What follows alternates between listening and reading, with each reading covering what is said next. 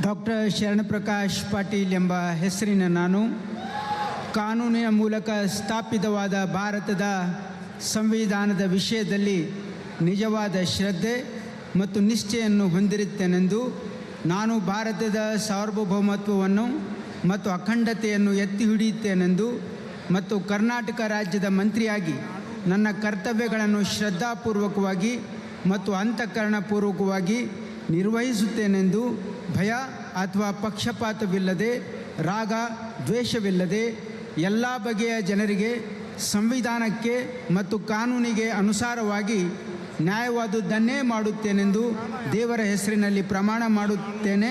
ಶ್ರದ್ಧಾಪೂರ್ವಕವಾಗಿ ಪ್ರತಿಜ್ಞೆ ಮಾಡುತ್ತೇನೆ.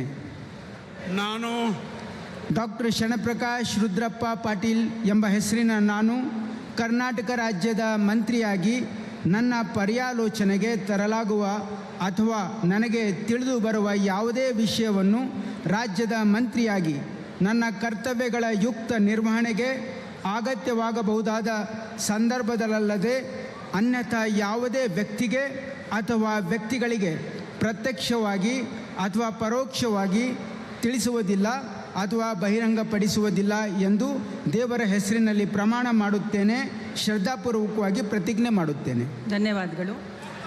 ದಯವಿಟ್ಟು ಎಲ್ಲರೂ ಆಸನವನ್ನು ಸ್ವೀಕರಿಸಬೇಕು.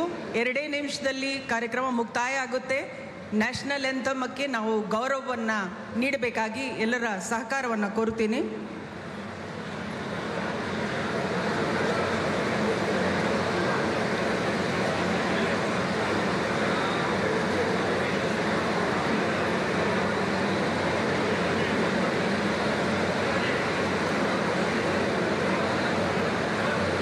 ಮಾನ್ಯ ಸಚಿವರಿಗೆ ಹೂಗುಚ್ಚೆ ನೀಡುವ ಮುಖಾಂತರ ಮಾನ್ಯ ರಾಜ್ಯಪಾಲರು ಹಾಗೂ ಮಾನ್ಯ ಮುಖ್ಯಮಂತ್ರಿಗಳು ಅಭಿನಂದಿಸಲಿದ್ದಾರೆ.